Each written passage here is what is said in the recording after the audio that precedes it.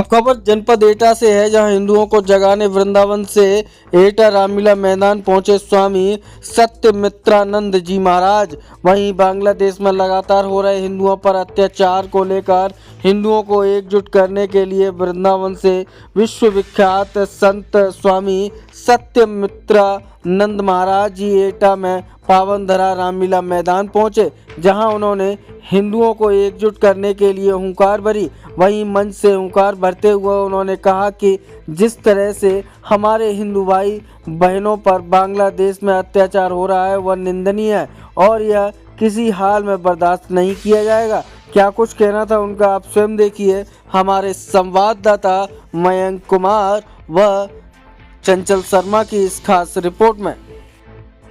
आपको शिक्षा लेनी है, दोनों में से जो करना हो अपना निर्णय 1 मिनट बाद के बीच में हो जाना चाहिए।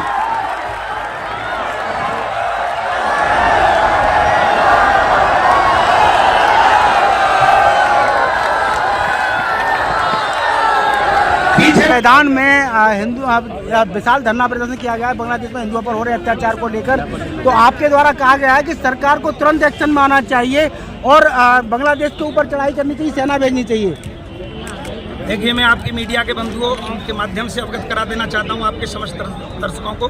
मैं स्वामी सत्यमित्रानंद श्रीधाम वृंदावन से स्पष्ट कर देना चाहता हूं और आदरणीय भारत सरकार से निवेदन करता हूं। मैं अपने वाक्य के माध्यम से पुनः एक बार दोहरा देता हूं कि तत्काल प्रभाव से बांग्लादेश पर हमला होना चाहिए। अब सरकार को शांति से बैठना नहीं चाहिए, क्योंकि सनातन का व्यक्ति कदाचित कभी भूलवश भी हिंदुओं के साथ अत्याचार से नहीं करेगा और इसका मुंहतोड़ जवाब भारत सरकार को तत्काल देना चाहिए। हम ये मांग करते हैं, इसीलिए हमारा धरना प्रदर्शन। और जो अत्याचार हमारे चिन्मय दास जी के साथ हुआ है उन्हें तत्काल बांग्लादेश सरकार रिहा करे, क्योंकि बाप होता है, हिंदुस्तान जो है बाप है बांग्लादेश का। इसलिए बाप का कर्तव्य बनता है पिता का कि अगर कोई पुत्र बिगड़ जाए तो उसको तत्काल सुधारने के लिए उसके साथ जिस उद्दंडता से पुत्र काम कर रहा है उसी भाषा में उसको जवाब देना चाहिए। हमारे आदरणीय योगी जी ये कह चुके हैं कि जो जिस भाषा में जानना चाहेगा हम उसी भाषा में उसको जवाब देंगे।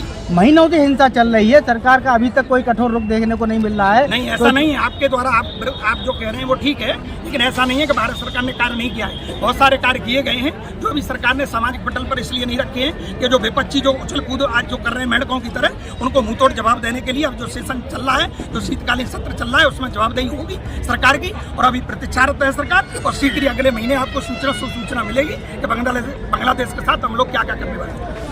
देश में जैसे कि अभी मुसलमानों को लेकर बात भी हुई थी और आपने भी कहा था, क्या सारे मुसलमान एक जैसे हैं क्या? नहीं, हमने कोई मुसलमानों के प्रति कोई शब्द नहीं कहा। मैंने किसी मुसलमान का नाम लिया है? आप एक भी बात में मुझे बता दीजिए। मेरा केवल विधर्मी मानसिकता से संबंध है। जो विधर्मी मानसिकता इस देश के साथ घातकता करेगा वो इस राष्ट्र में रहने का कोई अधिकार नहीं है। जो जिन्होंने नागरिकता भारत की ली है 1947 के उस एक्ट में स्पष्ट लिखा हुआ है कि जिस व्यक्ति ने भारत की नागरिकता ले रखी है वही व्यक्ति इस देश के अंदर रहने का अधिकारी होगा। जिस तरह से आज पाकिस्तान के अंदर हमारे लोगों को, सनातनियों को और हिंदुओं को नष्ट भ्रष्ट कर दिया, बांग्लादेश में दौड़ा के मारा जा रहा है, ये कतई स्वीकार नहीं होगा। इस तरह से सनातन का व्यक्ति भी मुंहतोड़ जवाब देने के लिए तैयार है। जैसा कि देखा जा रहा है